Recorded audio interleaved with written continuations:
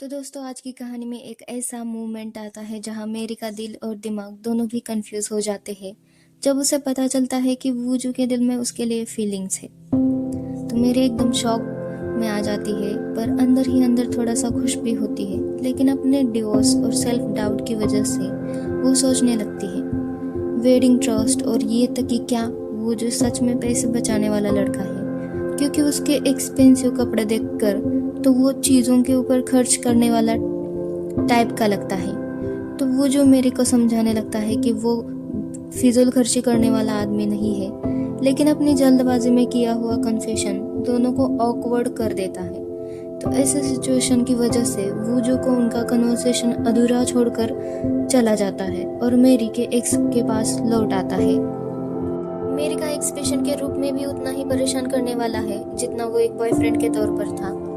जब मेरी को इम्पोर्टेंट काम से ऑफिस जाना पड़ता है तो वूजू उसके एक्स के पास रुकेगा, ऐसे वूजू मेरी को बताता है, ताकि मेरी अपना काम विदाउट स्ट्रेस लेके करे। अब वूजू को उसके एक्स के सभी काम करने पड़ रहे हैं, यहाँ तक कि उसकी बॉडी वाइप भी करना, क्योंकि उसके वार्ड के दूसरे पेशेंट उस पर चिल्लाते हैं कि तुमने कितने दिन हुए अभी तक नहाया नहीं। तो वूजू उसका ये भी काम करता है। फिर वूजू उसके लिए खाना लाता है। तो मेरी का एक्स उसे ऐसा कैसा खाना लाए हो, पेशेंट को तुम खिला रहे हो, कहकर खाना अच्छा होना चाहिए, मैं ये खाना नहीं खाऊंगा, ऐसे वूजू से कहता है। तो वूजू भी कहता है अगर तुम्हें खाना है तो खाओ, नहीं तो मुझे क्या, तुम्हें दूसरा कोई नहीं है यहाँ जो खाना ला कर दे। तो वो चुपचाप वही खाना खाता है। तभी मेरी का एक्स पूरे कॉन्फिडेंस से कहता है उसने मेरी को धोखा नहीं दिया था, पर शादी से डर गया था। लेकिन वूजू उसके इस बहाने से जरा भी रिलेट नहीं कर पाता, क्योंकि वो खुद ऐसा आदमी नहीं है जो कि धोखा देने को जस्टिफाई करे।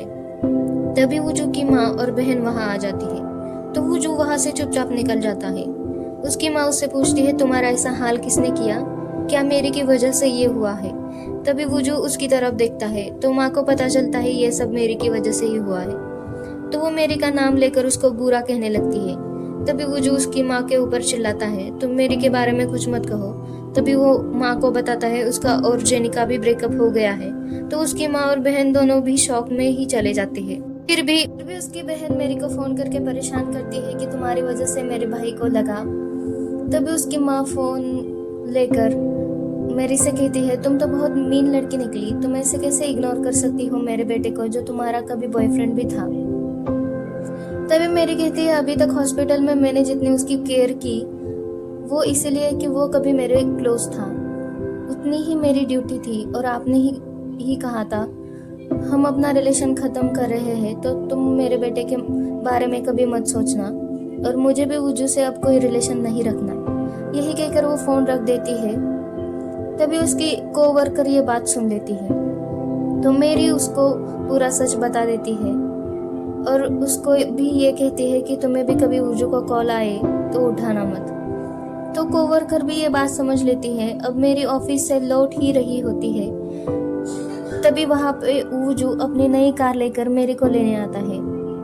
भाई ये दोनों तो बिना शादी किए ही हस्बैंड वाइफ की तरह रहते हैं, और वूजू मेरी को कहता है आज से मैं तुम्हें रोज पिकअप करने आऊंगा। तभी मेरी पूछती है तुम ही क्यों।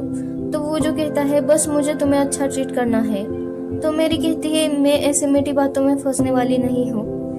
तभी वूजू मेरी को फ्लावर्स देता है और कहता है मैंने आते वक्त तुम्हारे लिए ये लिए थे, और दोनों मुस्कुराते हैं। मेरी कहती है आज तो मेरा बर्थडे भी नहीं है और तुम ये मेरे लिए फ्लावर्स लेके आए हो।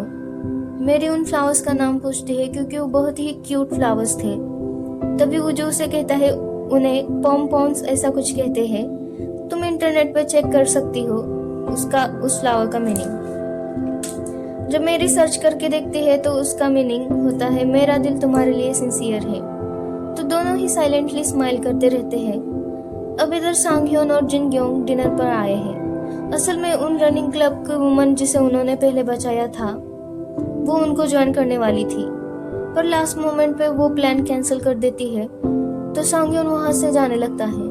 तभी जिनग्योंग उसे उसके साथ खाना खाए ऐसी जिद करती है। इतना सारा खाना तो वो अकेले खत्म नहीं कर सकती, सांगह्योन को वो रोक लेती है। जिनग्योंग नॉन स्टॉप बातें ही करती है और सांगह्योन जो वैसे भी कम बोलने वाला इंसान है, उसकी बातें सुनकर परेशान होता है। और जिनग्योंग उससे पूछती है वो अपने बॉस के मामलों में इतना चुप क्यों रहता है। वो जानती है सांगह्योन के अंदर एक स्ट्रॉन्ग मोरल वैल्यूज है, तो फिर काम के मामले में वो चुप क्यों रहता है। उसकी ये बात पर सांगह्योन को थोड़ा गुस्सा भी आ जाता है। फिर भी वो शांति से जिनग्योंग को कहता है, तुम्हारे लिए मोरल्स की बातें करना आसान है क्योंकि सर्वाइवल के लिए अपने प्रिंसिपल को छोड़ना नहीं पड़ता। तो जिनग्योंग को भी लगता है कि उसे ऐसे नहीं कहना चाहिए था, और फिर ड्रिंक के ऊपर ड्रिंक लेने लगती है। और इधर मेरी वूजू को रिटर्न गिफ्ट करती है, उसने उसकी इतनी हेल्प की इसलिए। तभी वूजू उसे कहता है, अगर तुम्हें सच में ही लगता है कि मैंने तुम्हारी हेल्प की है तो तुम मुझे रामियोन खिलाओ। वूजू को तो सिर्फ मेरी के साथ टाइम स्पेंड करना था। अब वो मेरी को अपने बचपन की डायरी दिखाता है जिसमें उसने अभी तक कितनी सेविंग की है ये लिखा है। मेरी तो पहले हंसती है क्योंकि किसी ने बचपन से इतना डिटेल अकाउंट कैसे रखा है। तभी उसकी नजर डायरी में लिखे हुए बार बार आने वाले एक नाम पर पड़ती है जो है मीसो। तो वो थोड़ा क्यूरियस होकर वूजू को पूछती है, ये मीसो कौन है। तभी वूजू कहता है, ये एक मिस्ट्री गर्ल है जिसने उसकी बहुत हेल्प की है। मेरी तो थोड़ा जीलस भी फील करती है, पर उसे कोई अंदाजा नहीं है वो ही एक मिस्ट्री गर्ल है। और इधर सांगह्योन और जिनग्योंग का डिनर खत्म हुआ है। जिनग्योंग पूरी तरह से ड्रंक है और उसे वूजू का नाम ही उसके दिमाग में घूम रहा था। वो सांगह्योन से कहती है उसका क्रश उसे नोटिस नहीं करता और रोने लगती है। और सांगह्योन से पूछती है, क्या मैं अट्रैक्टिव नहीं दिखती। तभी सांगह्योन धीरे आवाज में कहता है, इतनी भी बुरी नहीं हो तुम। तभी सांगह्योन की टैक्सी आ जाती है, पर जिनग्योंग उसकी टैक्सी में आकर बैठती है। सांगह्योन उसको उठाने की कोशिश करता है, पर वो टैक्सी में ही सो जाती है। तभी बारिश आने लगती है। इधर वूजू को अपने घर जाने था, पर बारिश की वजह से टैक्सी नहीं मिल रही थी, जो कि उसने बुक की हुई कैंसिल वो छुपके से कर देता है और कहता है, मुझे घर जाना ही होगा, मैं यहाँ थोड़ी ही रुक सकता हूँ। ये तो उसका पूरा ड्रामा है। तभी मेरी कहती है, वैसे तो ये तुम्हारा भी घर है, तुम मेरे फेक हस्बैंड जो हो, तुम रुक सकते हो, ऐसा कहती है। लेकिन यहाँ ट्विस्ट ये है कि घर में इतने सारे गेस्ट रूम होने के बावजूद वो जो जिद करता है कि वो सोफे पर ही सोएगा, क्योंकि सोफा मेरी के रूम के बिल्कुल ही पास था। मेरी उसके लिए कंफर्टेबल कपड़े निकाल देती है। तभी वो जो सो जाता है तो मेरी उसके ऊपर ब्लैंकेट डाल देती है और उसके सामने बैठकर कहती है, ऐसा लग रहा है जैसे कोई कपल लड़ाई के बाद अलग अलग सो रहे हो। और वहां से अपने रूम में आ जाती है। तभी वो जो अपनी आंखें खोलकर स्माइल करता है, तो वो जो सिर्फ सोने का नाटक कर रहा था। अब वो दोनों सो जाते हैं। तभी बिजली कड़कड़ाने की जोर से आवाज आती है, तो वो जो मेरी को मैसेज करता है, क्या तुम सो गई हो। तो मेरी कहती है, बिजली की वजह से नहीं सो पा रही। तो वो जो उसको सॉन्ग भेजता है वो सुनकर ठीक से सो पाए। मेरी भी सुनते सुनते सो जाती है। अगली सुबह मेरी और वो दोनों उनके कम्युनिटी के कैफेटेरिया में ब्रेकफास्ट करने के लिए जाते हैं, क्योंकि उन्हें पता है सांगह्योन भी वहां रोज आता है, ताकि उसको वो कपल ही लगे। और जैसे उन्होंने सोचा था, सांगह्योन वहां पे होता है। तो सांगह्योन किसी के तो फोन पर ड्रेस लाने के लिए कहता है।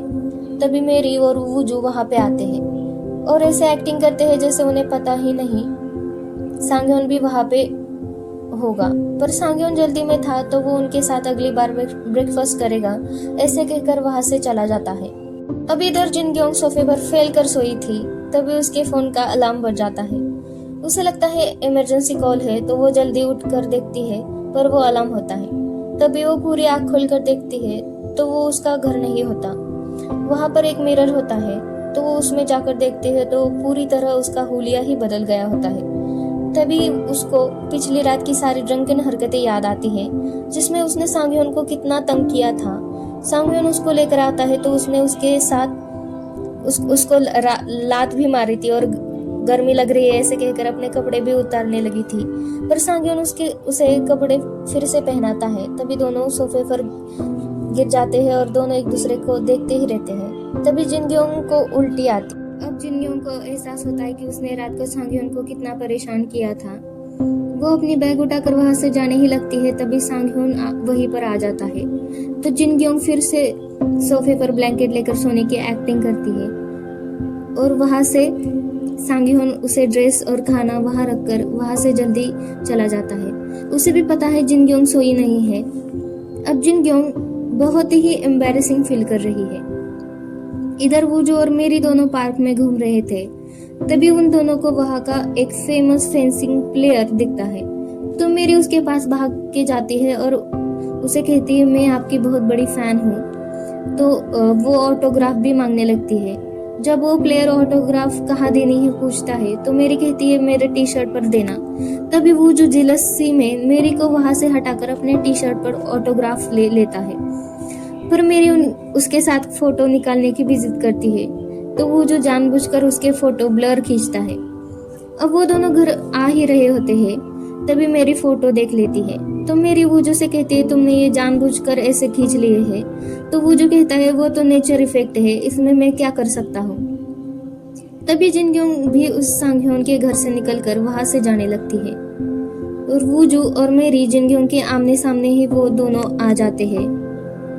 अब वूजू जिनग्योंग को पूरा सच बता देता है। तभी जिनग्योंग वूजू से कहती है अगर घर में पता चला तो क्या होगा, आप ऐसे कैसे कर सकते हो। और वो सब बातें मेरी भी सुन लेती है। जिनग्योंग मेरी को प्राइवेटली मिलती है और वो पूरा सच बता देती है।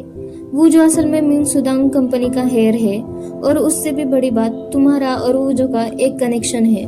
तुमने जिस लड़के को बचपन में वो सॉफ्ट टॉय दिया था वो वूजू ही है। अगर तुम दोनों ये फेक मैरिज का प्लान किया है तो वूजू के घर वाले डिसअपॉइंट हो जाएंगे। तुम उससे दूर ही रहना।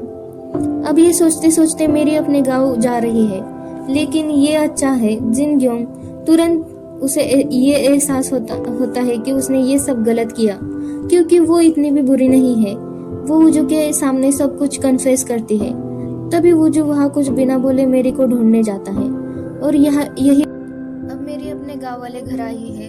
वो अचानक आने पर उसकी माँ भी उसे पूछती है वहाँ क्या गड़बड़ हुई है, क्या तुम ऐसे अचानक यहाँ पर आई हो। पर मेरी कुछ नहीं कहती। वो अपने डॉग को घुमाने ले जाती है। तभी उसके सामने वूजू आता है। वो भी शॉक होती है वूजू यहाँ पे कैसे आया। फिर वूजू उसे पूछता है कि तुम मेरा कॉल क्यों नहीं उठा रही थी। तो मेरी कहती है मेरे पास फोन ही नहीं था। फिर वो दोनों एक जगह बैठकर बातें करते हैं। वूजू मेरे से कहता है क्या तुम्हें मुझे कुछ पूछना नहीं है। तो मेरी कहती है तुम्हारे पास मैंने दिया हुआ वो स्टफ टॉय अभी भी है। तो वूजू कहता है हाँ है और पूरी तरह सेफ है। अब वूजू कहता है और क्या पूछना है। तो मेरी कहती है वो जो तुम्हारी पुरानी डायरी में मीसो नाम की लड़की है वो लड़की क्या मैं ही हूँ। तो वूजू हाँ कहता है। वूजू कहता है तुम्हें और भी क्या पूछना है क्या। तभी मेरी कहती है मेरे पापा की डेथ के लिए मैं तुम्हारी फैमिली को जिम्मेदार नहीं ठहराती। जब मेरे पापा जिंदा थे तो वो मुझसे बहुत प्यार करते थे, तो तुम्हें उसके लिए बुरा महसूस करने की जरूरत नहीं है। और वहां से उठकर कहती है अब तुम मुझे हेल्प करना भी बंद करो, इसलिए नहीं कि जिनग्योंग ने मुझे बोला है। ऑनेस्टली मुझे भी अब बुरा लग रहा है। तभी वूजू उठकर कहता है मैंने इसीलिए तुम्हारी हेल्प नहीं की कि मुझे तुम्हारे लिए सॉरी फील हो रहा है। मैं तुमसे प्यार करता हूँ इसलिए मैंने तुम्हारी हेल्प की। मैं तुम्हारे साथ खड़ा रहूंगा। तुम जो भी करोगी उसके लिए मैं तुम्हारे साथ खड़ा रहूंगा। और ये बोलकर उसे किस करता है और यहीं पर हमारा एपिसोड खत्म हो जाता है। अब देखते रहिए मेरे साथ अगले एपिसोड की पूरी कहानी ड्रामा टेल्स हिंदी चैनल के साथ।